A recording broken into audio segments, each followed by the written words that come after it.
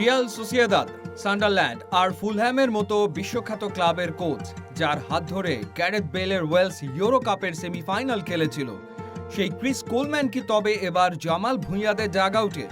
বাফুফের সভাপতি তাবিথ আউয়ালের ঘোষণা অনুযায়ী চূড়ান্ত হওয়ার কথা নতুন কোচের নাম, কিন্তু কোলম্যানের হাই প্রোফাইল নামের সাথে জড়িয়ে আছে এক বিশাল অঙ্কের টাকার হিসাব। শেষ পর্যন্ত কি কোলম্যানই হচ্ছেন বাংলাদেশের কোচ, নাকি স্বপ্নভঙ্গ হতে যাচ্ছে কোটি ফুটবল ভক্তের? প্রায় ৩৫০ আবেদনের স্তূপ থেকে বাছাই করে ৫ জনের একটি সংক্ষিপ্ত তালিকা করেছে বাফুফে। আর সেই তালিকার ১ নম্বরে আছেন ৫৫ বছর বয়সী ক্রিস কোলম্যান। বাফুফে চাইছে পরবর্তী বিশ্বকাপ এবং এশিয়ান কাপের বাছাই পর্বের জন্য এখন থেকেই একটি শক্তিশালী দল গড়তে। কোলম্যানের মতো একজন অভিজ্ঞ কোচ ঘরোয়া ফুটবল দেখে নতুন প্রতিভা বাছাই করবেন, এমনটাই মাস্টার প্ল্যান তাবিথ আউয়ালের। কিন্তু সমস্যা যেখানে, তা হলো টাকা। কোলম্যান একা আসতে চান না, সাথে আনতে চান তার বিশ্বস্ত সহকারী কিট সিমন্সকে। আর এই দুজনের মাসিক বেতন আর ট্যাক্স মিলিয়ে খরচ দাঁড়াবে প্রায় $৩৬,০০০, যা বাংলাদেশি টাকায় প্রায় ৪৩ লাখ টাকারও বেশি।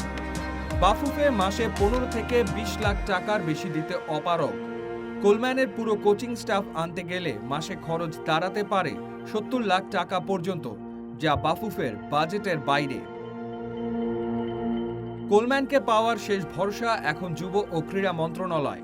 বাফুফের সভাপতি তাবিথ আউয়াল তাকিয়ে আছেন ক্রীড়া প্রতিমন্ত্রী আমিনুল হকের দিকে। প্রতিমন্ত্রী আশ্বাস দিয়েছেন যে ফুটবলের উন্নতির জন্য সরকার অর্থায়ন করতে রাজি। বাফুফে কর্মকর্তাদের সাথে মন্ত্রীর চূড়ান্ত বৈঠকের কথা। মন্ত্রণালয় যদি মাসে অন্তত $১৫-১৬ হাজার যোগান দেয়, তবেই হয়তো ক্রিস কোলম্যানকে লাল সবুজ জার্সিতে দেখা যাবে। কোলম্যানের সাথে ব্যাটে বলে না মিললে বাফুফের হাতে আছে প্ল্যান বি। আলোচনায় আছেন হাঙ্গেরির সাবেক কোচ বার্ন্ট স্টর্ক এবং ফিলিপাইনের সাবেক কোচ থমাস ডুলি। ব্রাজিলকে অলিম্পিক জেতানো রোজেরিও তালিকায় থাকলেও তিনি নতুন ক্লাবে যোগ দেওয়ায় দৌড় থেকে ছিটকে গেছেন। তাই কোলম্যানের ব্যাপারে নেতিবাচক বার্তা এলে স্টর্ক বা ডুলির দিকে ঝুঁকবে ফেডারেশন। সাফ চ্যাম্পিয়নশিপ ২ মাস পিছিয়ে নভেম্বরে যাওয়ায় হাতে কিছুটা সময় পেয়েছে বাফুফে। তবে তাবিথ আউয়াল চান দ্রুতই কোচ চূড়ান্ত করতে।